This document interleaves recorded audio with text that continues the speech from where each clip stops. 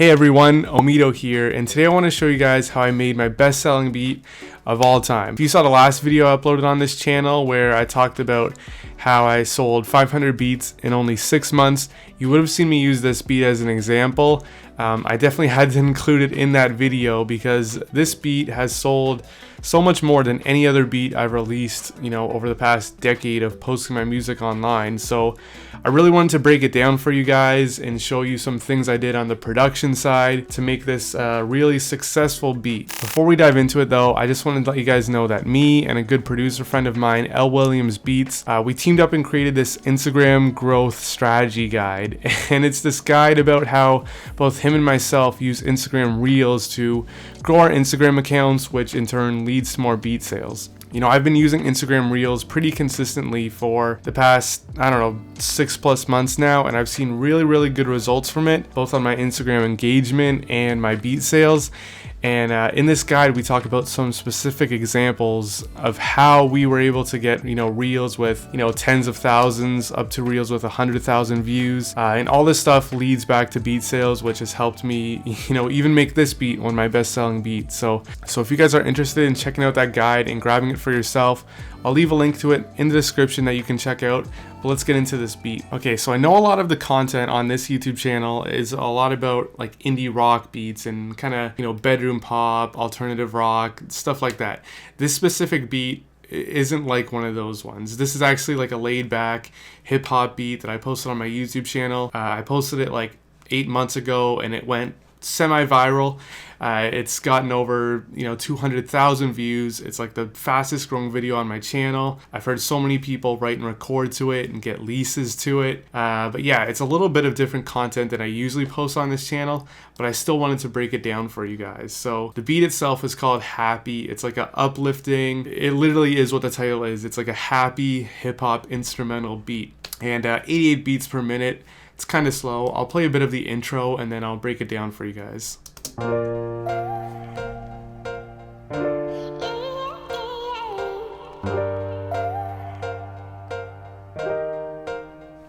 Okay, so a lot of this beat is really simple, and I actually think the simplicity of it helped make this beat, what it was, the success that I had. I think it was, really simple where it needed to be. It left enough room for any artist writing, singing, rapping, whatever to it.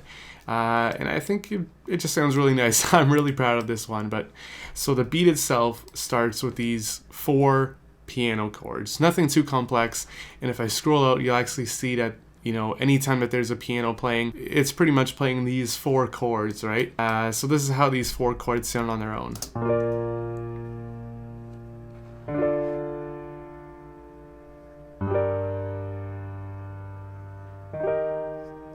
Along with those 4 piano chords, I also added just these little piano notes that play a little bit higher on the keyboard, just to give it that happy feeling. And again, these notes, they're literally, I think they're 2 notes. They just play with a little bit of delay on them. Again, just something kind of like sprinkling at the top just to give it that happy feeling. And then, you guys know me. I had to reach out to my good plug-in friend, Arcade, and add some vocal chops to this beat. I wanted to make something memorable and also give it that kind of nostalgic type of feel, right? I feel like the chords that I played on the piano kind of put you in this like, reminiscing type of feeling. So I wanted to add these vocal samples that sounded like they were kind of sampled, kind of. I'll play it for you. It sounds like this.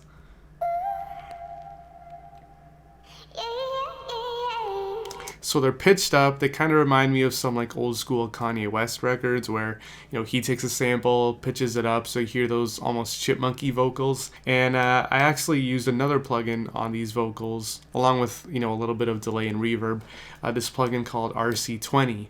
That's really popular amongst lo-fi producers. It gives it that kind of warm, sampled vinyl feeling. Like you hear the little vinyl crackles.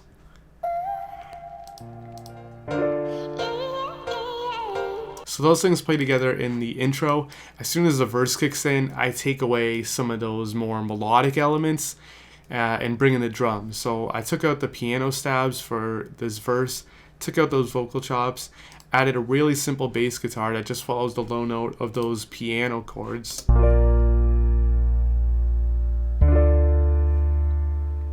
Again, just something deep in the back end of the beat. It's not too overpowering, it's just simple. And I added these drums, which are kind of old school, you know, hip hop drums, really fitting for this type of vibe.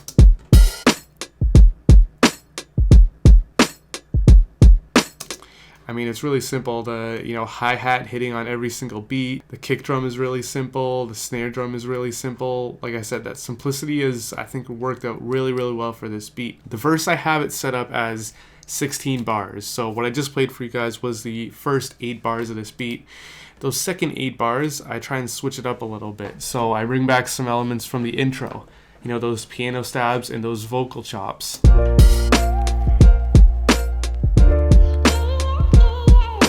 And then leading into the hook, you know, as you can see, a lot of the elements from this beat just play literally from start to finish. But I wanted to add more things into the hook to give it some depth. So I added these brass stab sounds that they play the same notes as the piano, but I moved the brass stabs over just a little bit just to create a bit of movement. And I also added this electric guitar little plucking sound. It literally just plays the same note over and over, kind of like the piano stabs. Again, just something in the background. And again, you know, adding on to another kind of ear candy type of memorable thing like the vocals chops, I added this trumpet melody that I came up with.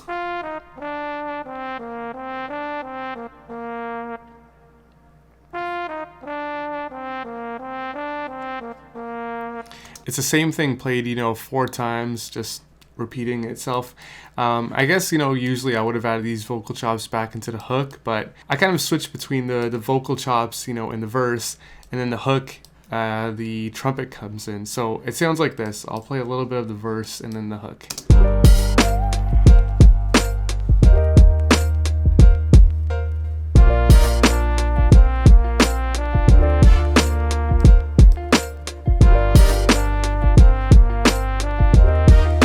Again, you know, it's kind of keeping it simple. I feel like the only thing kind of standing out is the trumpet. Everything else just kind of falls into place. So the hook is 8 bars long. When I go into the second verse, I changed some of the elements now. So now the second verse, I wanted to switch up. So I took out that piano. I play the same chords, but I play it with this kind of retro synth type of pattern.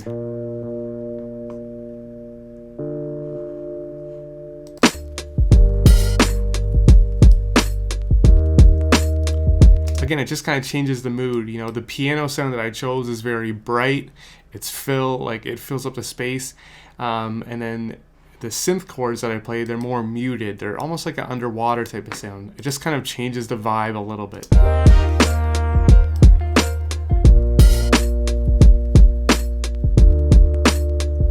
Again, I feel in that section, it just really leaves a lot of room for any artist to, you know, rap or to sing over. And then the second half of this 8 verse, because I like to split all my verses in 2, like a 16 bar verse, something happens in the first 8, something different should happen in the last 8 bars. So I bring back the piano chords, and like the first time, the piano stabs and the vocal champ and the vocal chops, and I make the piano playing a little bit kind of different, but it's the same chords.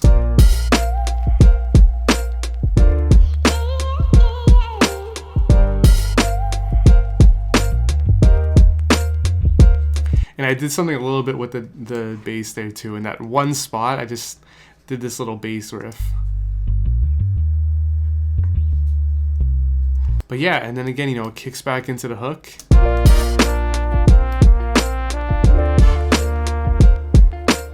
For the bridge, I change up, you know, a little bit of the elements, kind of like what I did with that second verse, where I bring back some synth chords, a little bit of different drums just to change the tension a little bit.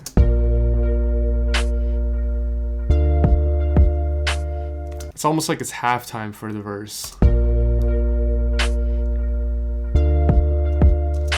But then again, you know, going back right towards the end of the song, I bring back the hook, bring all those same elements again.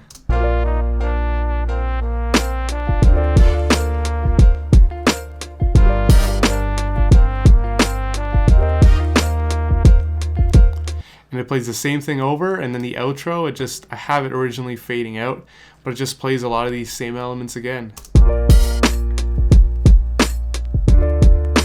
So yeah, and that was how I created my best-selling beat ever. Like I said, I think the simplicity of it really set this beat up to what it was.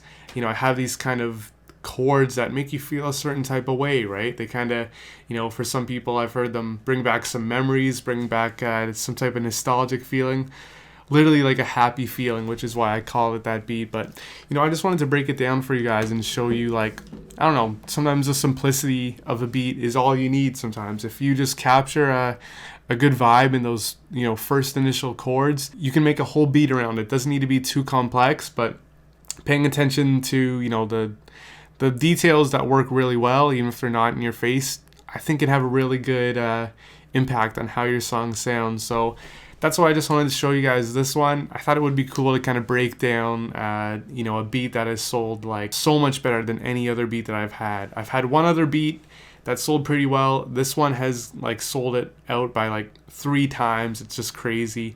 If you guys do want to hear the full version of this beat, I will put the link in the description so you can check it out for yourself. And yeah, I hope this helps inspire you guys a little bit to see, you know, how a really strong selling beat sounds. So thank you guys so much for watching. Leave a like, leave a comment, hit that subscribe button. I'll see you in the next video. Peace.